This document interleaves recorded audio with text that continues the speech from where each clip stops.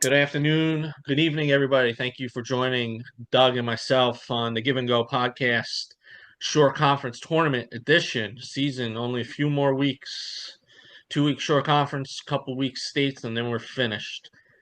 Today, breakdown. We're going to go over the new Shore Conference format. We have coach from Red Bank Regional, JT, joining us to talk his thoughts about the new way they did the seedings and qualifications.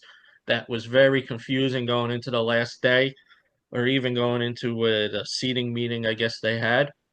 And then after that, we have a special guest to do predictions with Doug and myself. So thank you, everybody. JT, thanks for joining us today, right after practice. Thanks for having me. How you guys doing? All right? Good, you? Good. How's the Volunteers? How are they playing? Hey, they're going to be number one or two in the country again this week. So we just beat, we beat Florida, beat Oklahoma the other day, somebody else, but we got to play Kentucky this week, so we'll see. I know they're still recovering from losing to Arkansas, so you may get them at a good point. So who knows? Yeah, true. That's true. Calipari scared them. He's good. Yeah. All right, what's up? All right, so Coach, you're the fifth seed. You're probably one of the few schools that was always going to be the fifth seed, and you knew you were going to be around there. But talk about first of all, who's in these meetings that decided to change and get rid of the 500 record to qualify for the Shore Conference tournament? I believe it's the Shore Conference Committee, and you don't know, like we as coaches met with a couple former ADs and those that are a part of a committee last year, and we were discussing what was going on last year. And again, I'll be Dawn 2.0 if you want. I'll be the bad guy. We felt like we were at the kiddie table in Thanksgiving last year. Yeah. And we thought we should have had a separate venue for the girls. And, they corrected that. They heard what we were saying. Yep. There was a lot of back and forth discussions, but overall, I think we got our own venue. But as far as the PowerPoints, it's still confusing up to this very minute because not everybody knew that every single game counts for your PowerPoints. It's not the best 16. The best 16 are residuals. But now we just got an email from our AD. I just got one a little while ago saying that you're not allowed to jump teams. Say Middletown South is ahead of me in our section, right above me. And if we beat them twice, we were under the impression that we could jump them because we beat them twice, 2 out of 2 times. Now the NJSIA just said jumping is not allowed in basketball.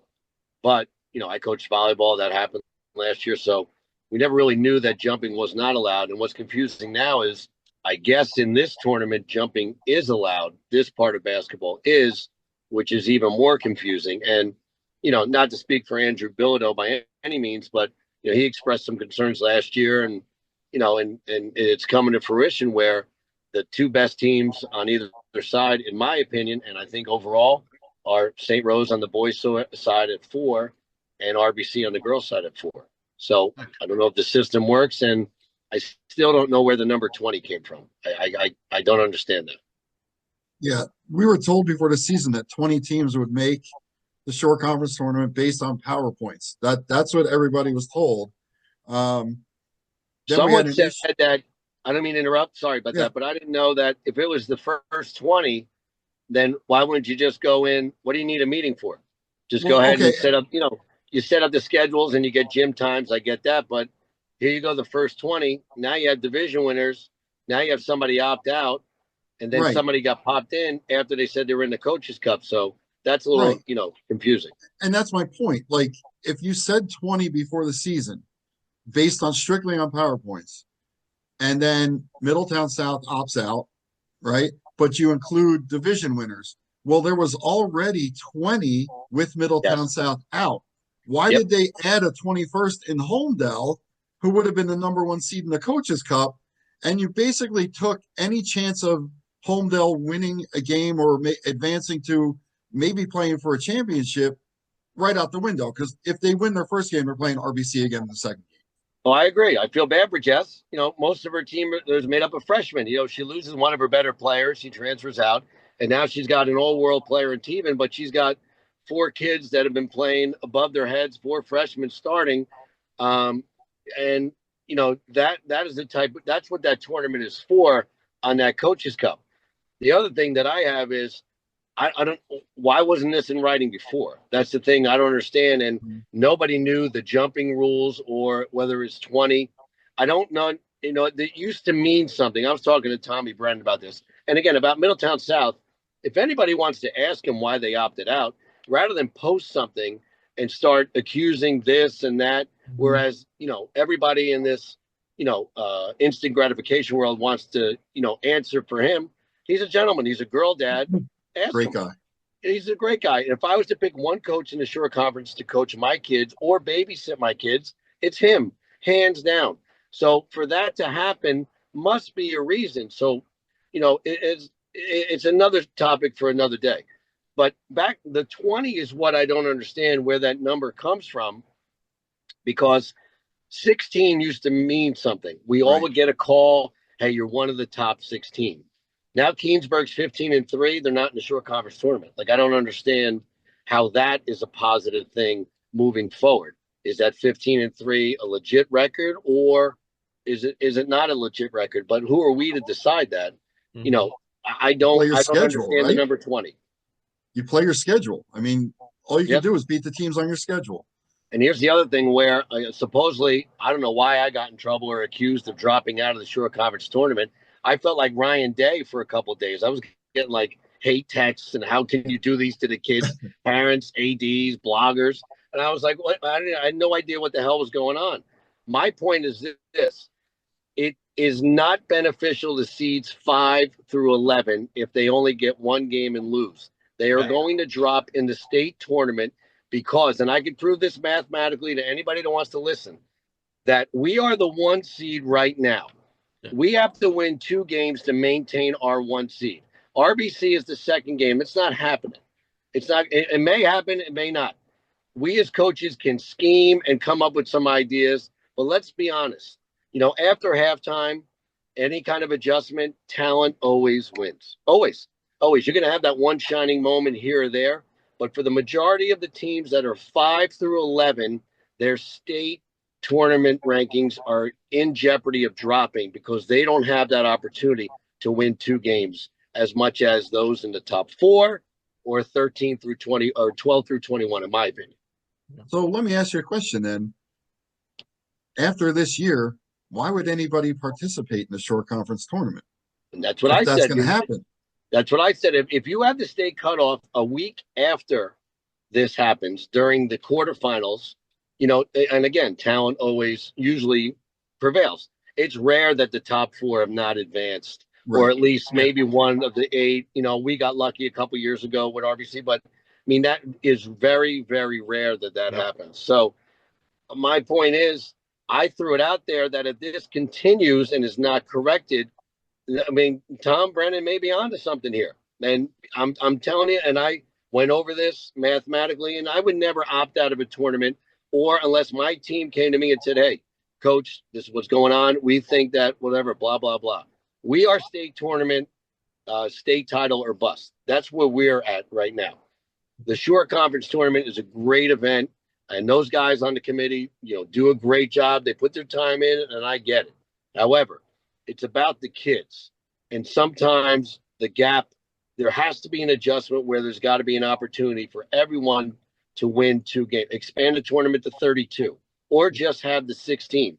What I came up with last year and was kind of brushed aside is that if we're in, the 2 losers should play, and it should be part of the Shore Conference tournament, and it doesn't count towards your 24 games, meaning that we have 24 games plus the Shore Conference tournament. Now, if we're in the Shore Conference tournament, let's say, 5-12.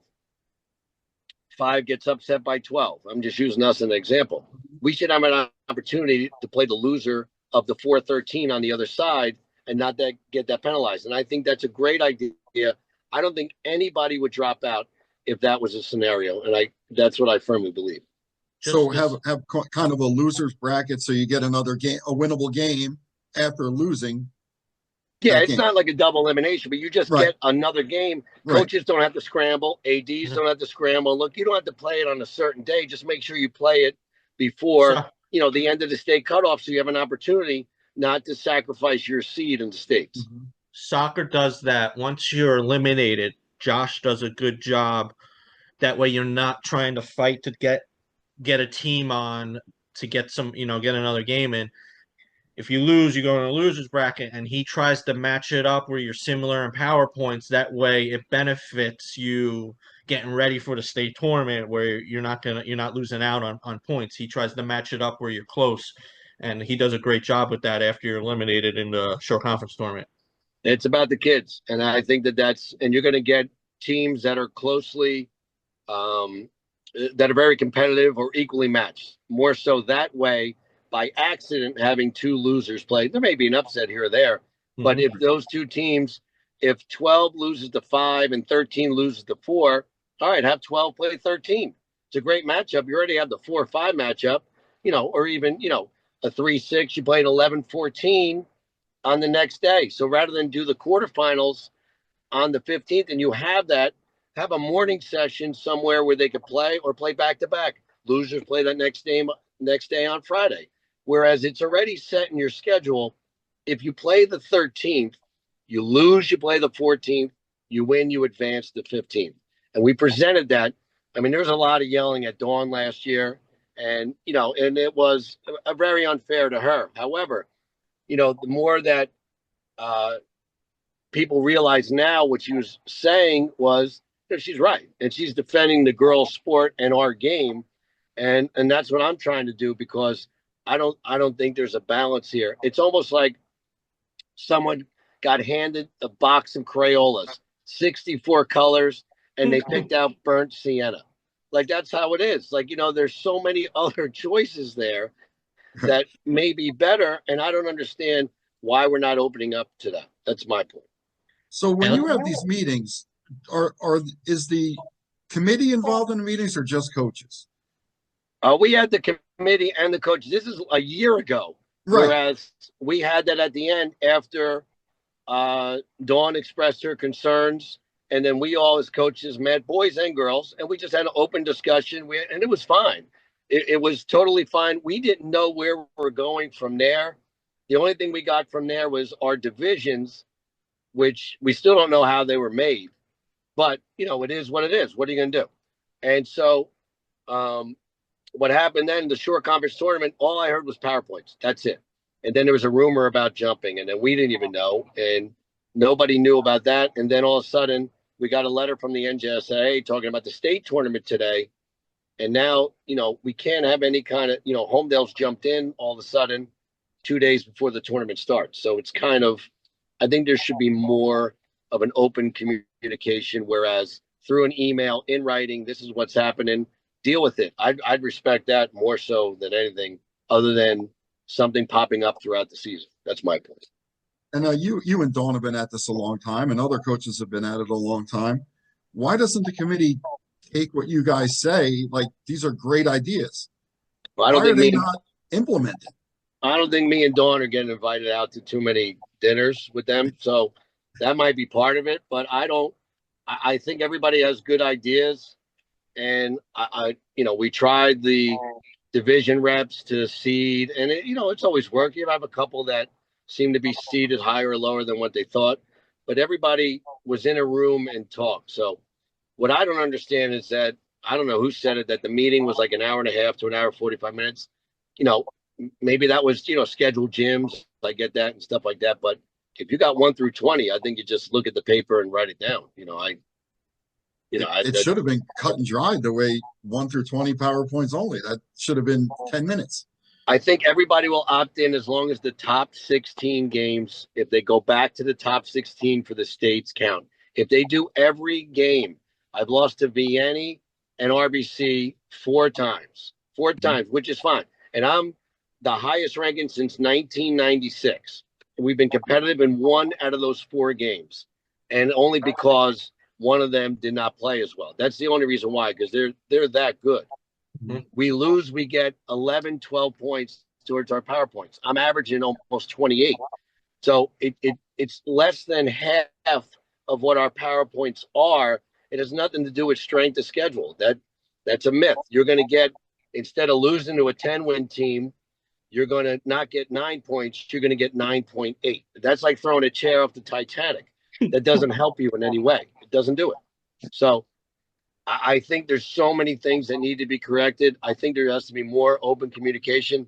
Whether I'm part of it or not is fine, but I think we as coaches, we put our kids first, and we shouldn't have to worry about this kind of stuff. That's my point. I agree. Yeah. And, let's be honest, short conference for girls basketball, the first round's usually the most competitive round. And I then agree. as you get further in the tournament, up That's until the semifinals, like the quarterfinals, majority of the time they're lopsided games. It's you get lucky 4 or 5, sometimes, but even though sometimes those are turned out to be, over the past 5, 6 years. I think you should go back to 1 through 16. And the 16 team, they complain about playing the 1 seed. Well, guess what? If you lose, you play the loser of 8, 9. You get that extra game, no matter what. It doesn't hurt your states. You still have a chance to build up on that. And I think that would entice it. The days of getting that phone call as a young coach saying, hey, you made the top 16, and looking in the paper the next day and stuff like that. Yep. But, that was before electricity when I started. Who the hell knows? But those 16 teams meant something. There was a bracket in the paper. Have a 17 to 32 tournament, then have a 33 to whatever 40 something is left. I guarantee that 12 through 21 team bunch that's there now would be a hell of a tournament. Be a great tournament. Yeah, it would be very competitive. I think so. Because they're all, hey, listen, everybody works hard. They're great at what they do.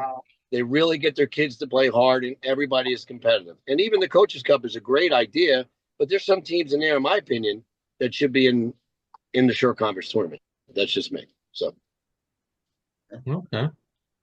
Don, you got anything else? No, I just listen. I agree with everything you said. Everything you said makes sense.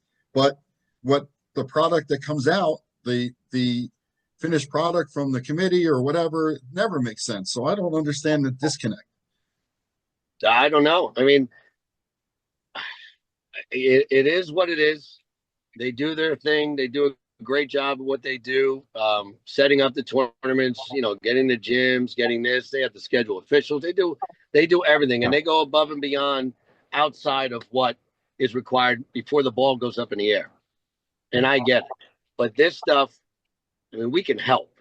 We can help. Nobody's here to try and fix the seed, to try and win the thing. We want to put a good product on the court. We want to have a good, because the girls' game is at one of the highest it's been here in the short conference. And it's just starting to get back from that pandemic mode. And we're really starting to turn the corner now. And I think it's silly for something like this to prevent teams from 5 through 11 advancing in their seed in the states, advancing towards a title possibly to represent the short conference in girls basketball. That's my opinion. I think this would damage it more than help it. Yeah, go ahead.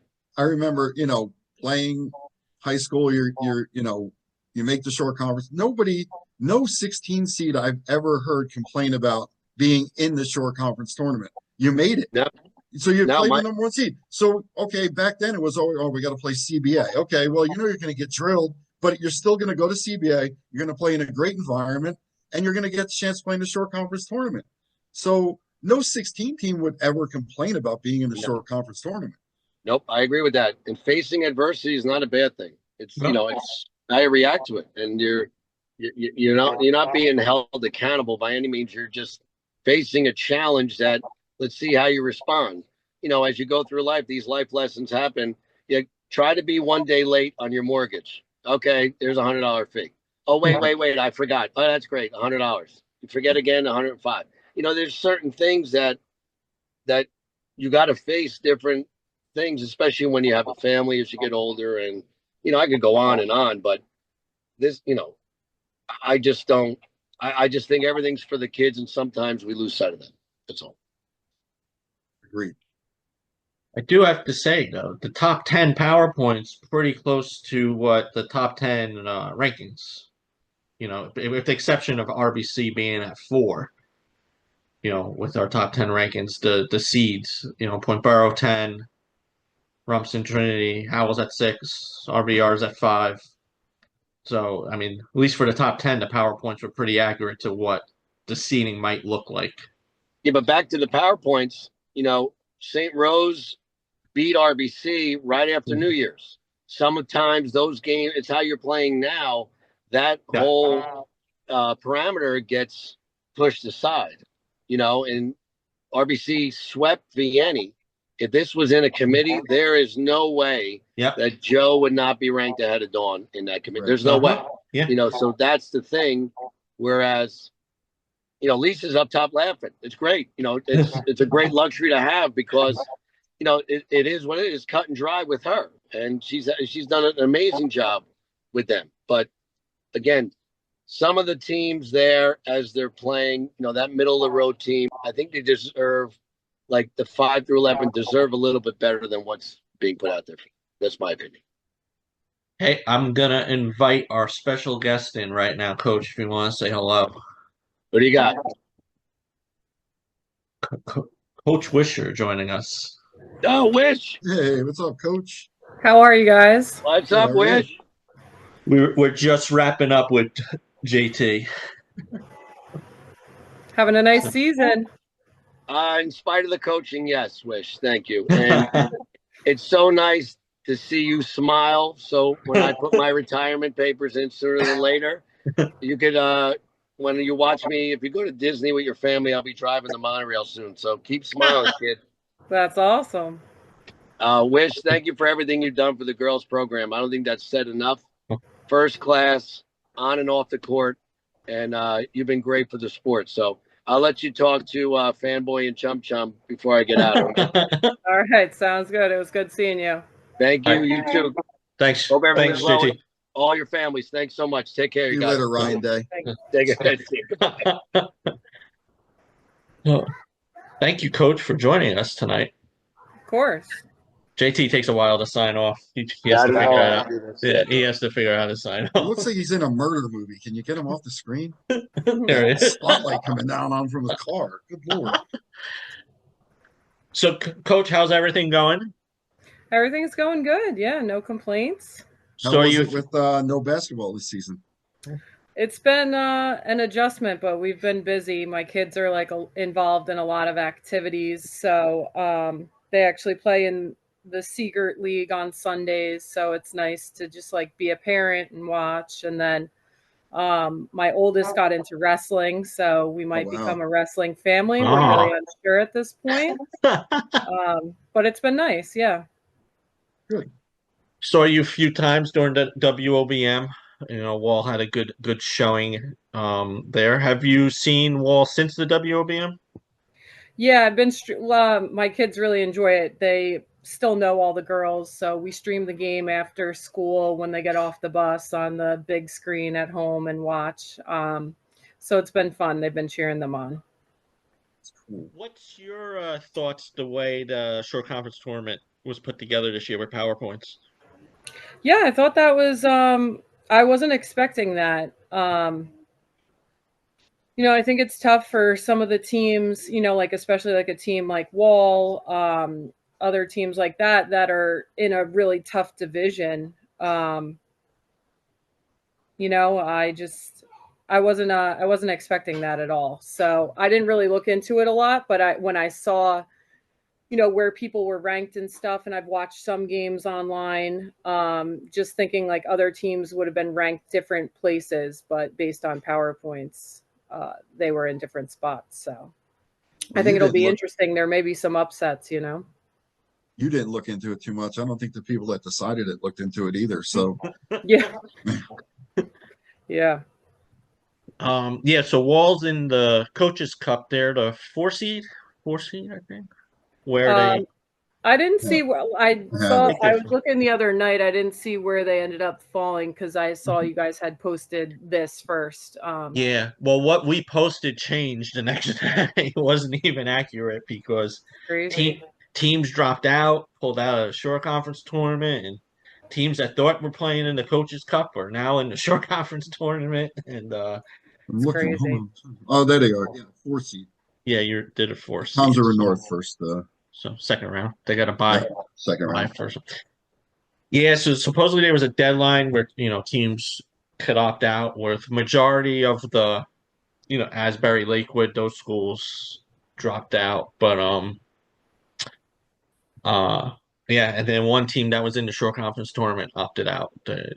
Um I'm hearing because of PowerPoints looking for I don't know. So we'll find out when we speak to the coach there. But we were figure we'll preview the first round of the Coaches Cup real quick. There's what, 3 games? 3 games. We'll Yep. get your prediction, and then we'll do the 4 games in the short conference tournament. All right. Good. So let's see. 16-17. Coach Coach Forbes, you're very familiar with her. I know you two are very close. Monmouth hosts the newcomer to the short conference, New Egypt. I know Monmouth struggled a little bit, but I think Harris is back. She was hurt good part, and they won again today. They played Hudson. Henry Hudson. Yep. They won today. So I think Monmouth is just playing. They're going in the right direction right now, especially with their senior leader back. So I think that's Yeah, they come in at 5-12. Their biggest win is over Long Branch. That's their biggest win this season. Like you said, Amaya Harris is back. She's only played in 6 games, but she's their leading scorer. I think she has 89 points in 6 games, which makes her the leading scorer by about 20 points. And then, New Egypt, like you said, new to the short conference, 7-10. So they had a pretty decent season. Their biggest win was at a short conference at Pemberton. And they have 2 girls averaging in double digits. Olivia Stillwell, 17.5, and Madison Adam, 11 points a game. So what do you think? I think definitely Coach Forbes will have her girls ready.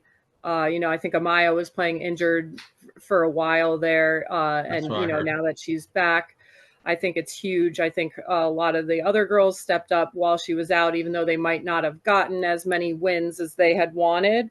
I just feel like Forbes really always prepares her girls. She gets the best out of her girls. And, Amaya's a senior. I think the team's going to feed off her. And I see them winning that game.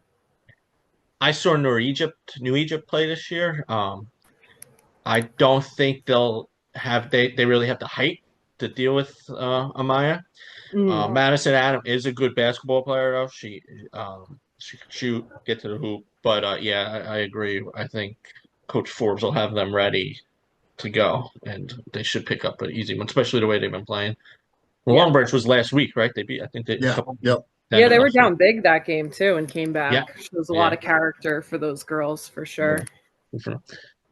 The next game we got 14 seed Donovan Catholic playing the 19 seed Henry Hudson. Doug, I'll let you talk about since you got to see Henry Hudson play this past weekend. Yeah, I saw them play Pinelands on Saturday. We've also seen Donovan Catholic a couple times. Donovan Catholic comes in at 3-18. Their biggest win was over Southern, which was kind of a shocker, 38-34. They're led by Kaylin Wright, who averages 9.6 points per game. Like I said, I just saw Hudson the other day. They're not a bad team. They got a lot of young kids. Leah Curry's their leading scorer. She's a freshman. She's averaging about 9 points a game. And their biggest win was over South River. So I think Donovan Catholic wins this one pretty easily. Yeah, I haven't seen the other team play at all, but Donovan Catholic, I saw them play in their showcase, and I think they're going to win. Yeah, and they've always gets his girls ready. They've been shooting so very well. Yeah, they've been shooting very good from three. Few of their players, so they could keep it up. Donovan might quietly make a little noise in the Coaches Cup. Who did I play then? Marlboro the next round. Is that who they played? No, they didn't play Marlboro. Manchester played Marlboro. They played Wall in that. Right. In the last first round game, 15 seed Brick Memorial hosting Manawan, 18 seed. Brick Memorial, the guard, Lapina, she could get to the hoop and she could shoot from outside. She's fast. She's tough to guard. Did see Manawan play a little bit in the Blue Devil tournament. I think Brick Memorial wins that game. They got a few players, and they got some pretty good defenders too. Soccer players on the defensive side. They did a really good job against New Egypt, taking holding Madison Adam, their leading scorer. I think she only had 2 or 4 points that game, and they came from the foul line. Yeah, I definitely agree with that.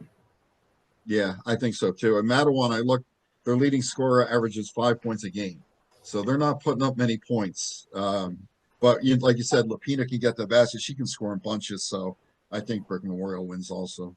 Yeah, and then the winner gets to play Manchester, who's been playing pretty Playing good. very well. Yeah. So, we're not going to go through every matchup, but you see any upsets, Coach, in the Coaches On Cup? the Coaches Cup, Yeah. I didn't really get a good look at that yet. I looked Okay. more at the short conference. Wall plays Toms River North, which would be the second round game. Oh, definitely Wall. Come on. Yeah. And then they would play the winner of Kingsburg versus Central. I actually just saw Central play the other day against Point Borough for senior night. Yeah, so. Okay.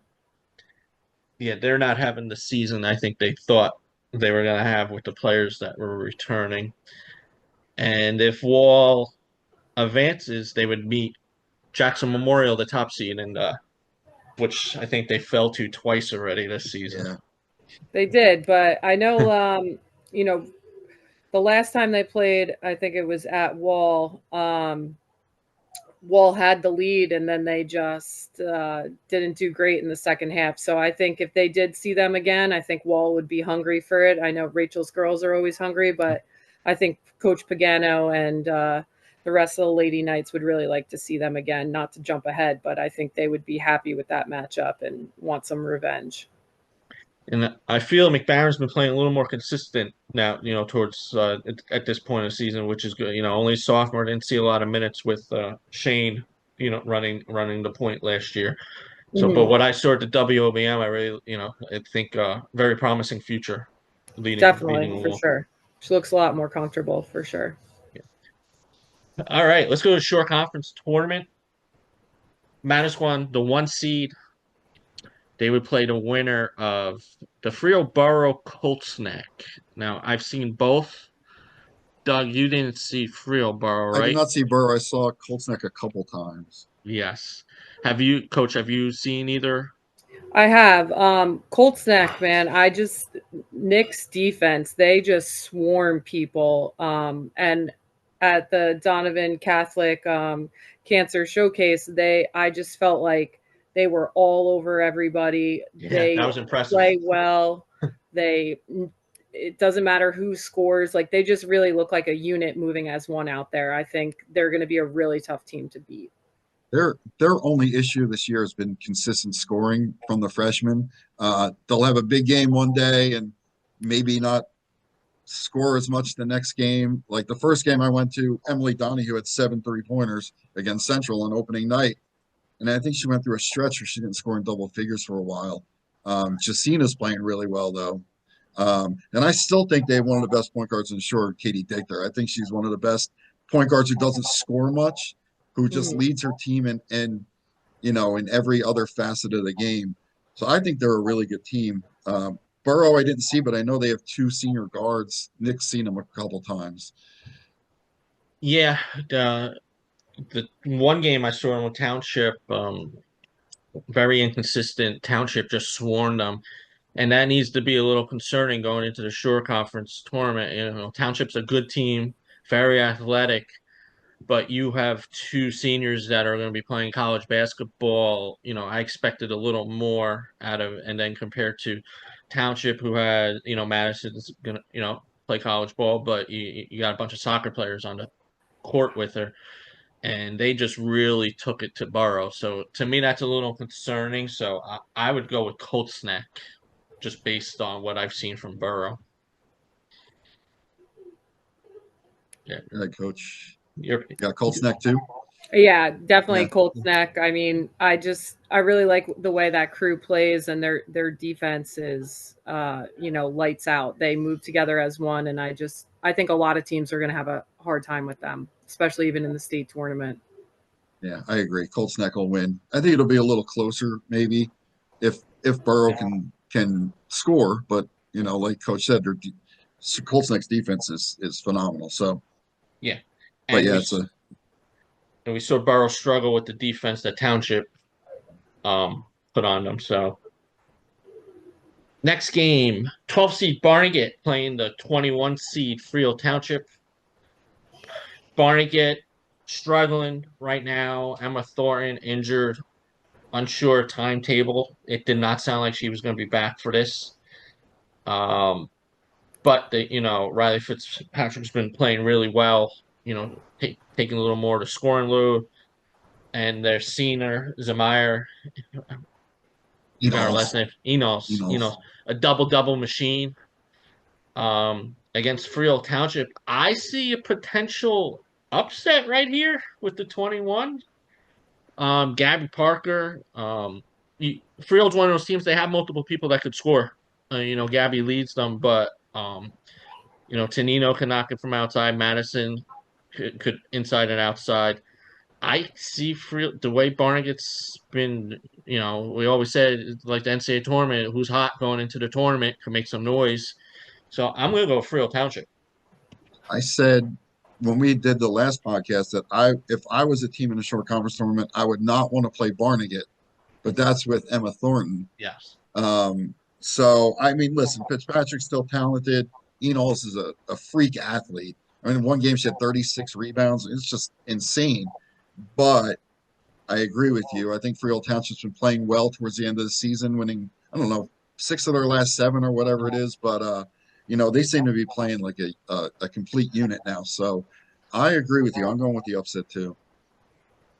Yeah, this was my one upset I picked in the beginning round. I just feel like, I've coached teams before with soccer players, and when there's an injury on the other team and the grind of the season is hitting and you're used to having that player out there, I just feel like the soccer players, their endurance, and they just, they're used to postseason play. I just feel like they're really going to be diving on every loose ball and making those plays that are really going to, add up at the end of the game, especially when, I think Barnegat's a great team, but it's hard when you have a player you've relied on all season with their other great players. It's just tough to have someone step up. Not to say that they can't, but I see Freehold Township going with the upset here.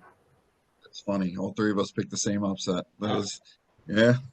yeah, and Township's very strong defensively too. So if they could force the ball into out of Fitzpatrick's hands into the other create some turnovers, how quick Gabby Parker could get up the court, fast breaking. I think it'd be a very fun game though. I still think it's going to be a good game, Mm. close game, but I just think Township wins. Yeah, Tammy's crew's having a great season too. I mean, I could see it go the other way. I just feel like this, of all teams with the upsets, this is probably the closest game, and I thought Freehold Township. Next game, 13 seed Brick Township with all their youngsters. Well, and Homedale. Ironic, both teams have one senior who's been both. Riley's been great for Brick Township, and Mackenzie, obviously having a great year for Homedale, and then surrounded with a bunch of underclassmen. Now we've seen both teams a couple times. Doug, what's your thoughts on this game?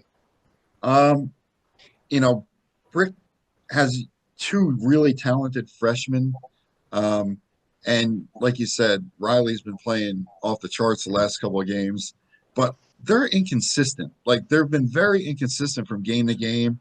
Um, even as a unit, they've been inconsistent. Has it just been one player's been inconsistent? There have been games where they lost, and I was like, why did they lose that game? There was just no explanation for it. But Homedale, like you said, Mackenzie Teevan's one of the best 5 or 6 players in the shore. She's got some talented freshmen playing with her too. I just think Brick has more talent than Homedale. So I think it's gonna be close. I have it I think I wrote scores down. I have Brick 51-43. I think it's gonna be close, but I just think Brick has too much talent. Coach? Kevin and I were bus stop friends all fall and preseason before, so his wife's been there now. But I really like his squad. I think Riley's great. The underclassmen, I think they're going to want to win for Riley. I really do. I think it's just going to be a matter of can they keep Teven off the boards and box her out, maybe get her in a little foul trouble. But I think Brick's going to win this one, but I think it will be one of the closer games if they can't handle her inside. I noticed something with Homedale when they played Notre Dame, and their point guard Casey Zamet was in foul trouble. They really struggled to get the ball up the court. They struggled to even get the ball inbounded at points against Notre Dame.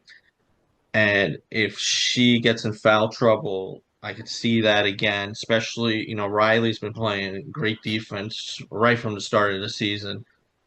And I think that's a big difference. And then they're going to have to figure out how to box out Teven. And they're going to have to, CC's going to have to stay out of foul trouble to help Brick. But I agree. I'm gonna go with Brick this game. The one thing I think, we talk about Teven and, how they'll defend her. When we saw them play Howell, they did a really good job on McCown, but Beam beat them up. Yeah. Well, Homedale doesn't have that second big. Yeah. So if they can control her, I think, I don't know. I just think Brick's going to win, but. And they did a good job against RBR the second game. They made the adjustments where Holloway wasn't as big of a factor, and Sinai was the bigger factor. And Homedale right now doesn't have a Sinai helping Teven, so right. So we all picked Brick. All right, second to last game.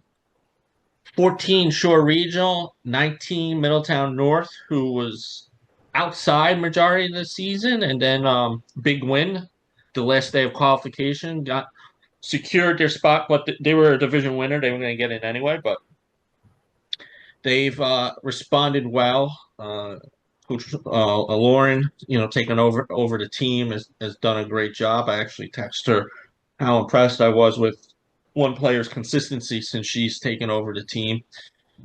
So, and they're playing Shore Regional, who a bunch of seniors that have been there before. So, Doug, I'll let you talk about this game too.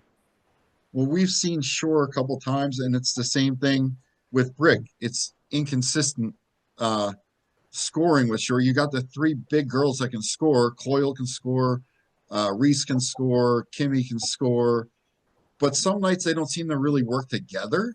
Yeah. We saw that. I forget what game it was, but then they played the Coltsneck game and they destroyed Coltsneck.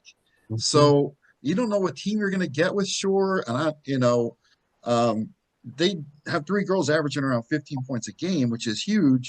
And I think they're going to be too much for Middletown North to handle, because I think Coach Wishart's going to have them ready to go for the tournament. And Middletown North, credit to them with what's going on. I think they won like 7 or 8 in a row to end the season. So they have a lot on their shoulders. They got a lot, but I think they're going to play hard. I think they want to win. I just don't think they can stay close with Shore. Yeah, I feel like Will's crew, they're postseason players. They've had the experience. Like I know you said they've been inconsistent right now, and I've talked to Coach, like they have throughout the season, but I just feel like they have the experience of this is when it matters right now. So I feel like his crew is going to step up. But yeah, hats off to Middletown North. I think those girls have really stepped up under their, new coach, and they've done a great job at playing hard and, not giving up and packing in. And I think they're going to play hard, but I think Coach Wishart's team is really going to be prepared for this, and they know what it means when the game's on the line like this. Yes, and I look forward to Coach Wishart calling out the opposing team's plays. That's always one thing I get a kick out of. And and it's funny when he calls it out and the girls still don't recognize it. Yeah. Me and Doug, when we were at the Colts that game, there was like 3 plays. He was yelling to the players where to stand, and that's exactly where the ball went, and they weren't listening to him. And the best part is when he doesn't know a play, he actually says, "I don't know what this is." He does So his homework, that's for sure. Yeah, He'll yes, be prepared. definitely. yes. All right, the last opening round game, Neptune 15 seed, who they really struggled. They were not any sight in the tournament until the last couple of weeks. They're on a really nice run. They're 15 seed. Lacey, who again got in late, but they were kind of back and forth going in and out at the tail end, but they're in at the 18 seed. Doug, did you see Lacey at all? I know I me and you did saw not. Neptune. I did not get to see them. But we did see Neptune when Mhm. they played Point Borough, and Point Borough absolutely destroyed them. And I Yeah. was expecting that to be a pretty good game. Um, Again, it's the theme inconsistency with Neptune. Ramos, I think that game against Point Borough had 6 points, 1 for 14, I think you said you had and her. then that. But on any night she can go for 20 plus. So just don't know what team's going to show up. And Lacey's been playing really well lately. They made their way up, I think you said, from middle of the Coaches Cup late in the season to making the short conference tournament. Reese Padgett's a great player. Double double. Brooklyn Bell. Another double Uh, double machine. yeah, both double double machines. Those are tough players inside to handle. So I have Lacey. I think I wrote down 46-44. I think it's going to be close, but um, Lacey's was playing really well towards the end of the season. Now Coach? the game's at Neptune, right? Correct. Yes. I think, yeah, I think Neptune. I thought Neptune before it, but definitely with it being at Neptune, I mean, that's a tough environment to play in. They have, the whole town comes out to cheer them on. It's loud in there. Um, and I just feel like Ramos is really going to step up. I think she's due for a big breakout game. And I just think John's crew, it's tough to play. We played there every year. It's really tough to play at Neptune. And if you're not used to that type of basketball environment, I think it's, the first 2 quarters is critical. And his crew, they are going to come at you no matter what the score, especially on their home court. So I just see Neptune coming out on top. Yeah, they seem of taking it to another level when their freshman Howard uh, got cleared to finally play from an injury, and she's been averaging double digits since playing. Another weapon for Neptune. Lacey, I got to see them once against Tom's River South. Very strong defensively. Again, a couple of soccer players. Flores was very impressive running the point. Another one of those point guards not looking to score. Got the ball to Paget. Brooklyn Bell was in foul trouble that game. But yeah, Lacey also has a few other pieces. Who's the player who came off the bench? Aaron Gerhardt, I thought was very impressive coming off the bench, fighting for the rebound, and they're going to fight for every rebound too, which is always been. Neptune doesn't always they don't have the height compared to. But I am going to go with Neptune. I think their senior leadership, Ramos. So yeah, I go with Neptune. All right. So we have one game out of all these that we have a difference. This one. Yeah, is it? Is that Regardless, I the think it's just going to be a good game. I think, both teams are in it. They're probably thankful to be in it, and they're going to go hard. And hopefully, listen, I hope all these games are good. They all, on paper, they can all be good. It's just going to depend on what team shows up. And then, then the games start on Thursday. You win this one, and a yeah. lot of these teams have to see Manasquan, RBC, RBR, SJV. So, you're looking to get at least one win in the tournament early.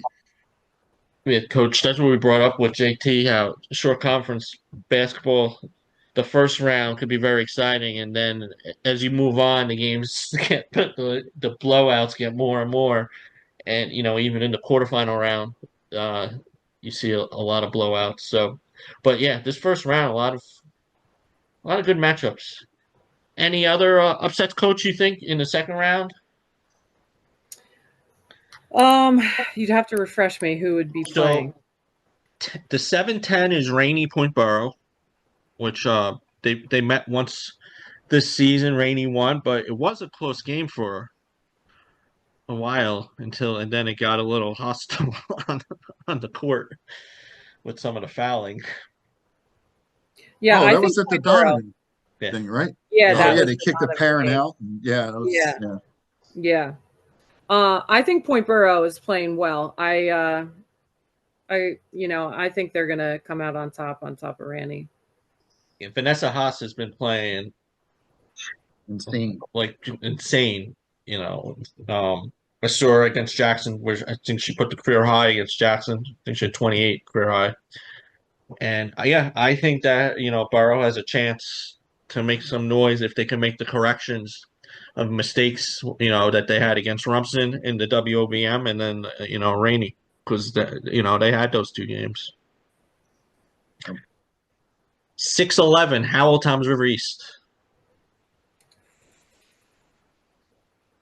I think that's going to be a really good game.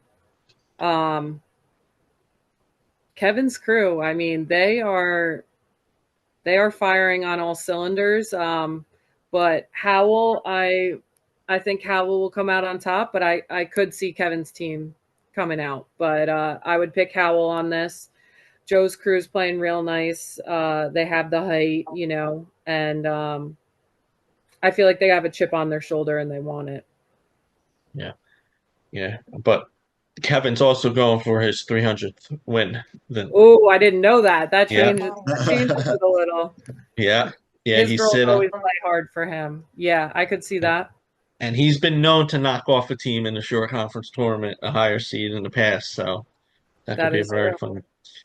The only other matchup that's already set in stone is the 8-9 Trinity and Rumson. That's a good one. That's a coin flip right there. Yeah, and it's at Trinity's gym. At Trinity. Yeah. That's just like Also a tough gym to play yeah. at. Yeah. That little church gym. Yeah, right on top of the court. Yeah. Yeah. That's a tough game to pick. Have they played each other yet this season? No, they haven't played this season. Okay. I don't think they I really only have seen Rumson. I haven't seen Trinity play that much, so. I saw Trinity a couple times, and oh no, they did play. Second game of the season, Trinity won 43-31. It was at Trinity. Trinity, no, right? It was at Rumson. Really? Yeah. Wow. So, yeah. But yeah, that's an interesting game. I would pick Rumson on that one then. I think they're coming back. Yeah. So I got one last question. The top 4 teams in the semifinals. Is it you see that? I did. What now? I only saw it originally. So what are the top 4? Did that stay consistent? Yeah. Madison's 1, SJV's 2, St. Rose's 3, RBC's 4. St. Rose had the most power points because they lost to Madison and SJV. They dropped down to 3. Wow. And so yeah, Madison's the 1 seed. SJV's the 2. But I think all the 4 of them will be in the running, yeah. In the semifinal. Doug, do you see any surprises in the top 4, or do you have them all penciled in for the semifinal too? I see matchup number 3 between SJV and RBC in the final. I know. Yeah, so do I. Yeah, and those games have been close, both of them. Yeah. So, yeah, that game on Friday night was very exciting. Dawn does not lose 3 games. Yeah. A lot of times in a season, especially to one team. So, looking to turn the tide there. So, all right. Doug, anything you want to add? Anything else you want to ask? Yeah. We're doing this Wednesday for the second round. Yes, I'm going to take a look at the schedule. Is that the first round of the Coaches Cup? Yeah, there's only 3 games. Okay, yeah, we could do Wednesday. Yeah. Coach, you in for Wednesday, or you have some wrestling? Let me see. Wednesday I should be good if I don't have Cub Scouts. It depends. Okay. We find out Okay. the week. All right, I'll be in touch with you. I'll shoot you a text All right. if you're good. All right, Coach. Thank you for joining Thanks, us Coach. tonight. Thank you for having me. And look forward to seeing you at a game soon. And tomorrow, Doug, are you going to a game tomorrow? I think I'm going to the Barnegat. Friel Township. Yeah, I'm going to go to Barnegat. I think that starts at 6:30. So yeah, 6 o'clock. 6. It says. I think I'm going to go to that one. A lot of games start early, like 4 o'clock. So Yeah, the only other Shore, Middletown North is 5:30. But yeah, Homedale, Bricks 4, and Colts Neck and Freehold Burrows 4 too. So yeah, I think it'll be Friel Township, Barnegat. all right. So me and Doug will post where we'll be at for updates. And yeah, thank you for joining us. See you guys back Wednesday. All right. Thanks, Coach. Thanks, Coach. Thanks for having me. No problem. Anytime.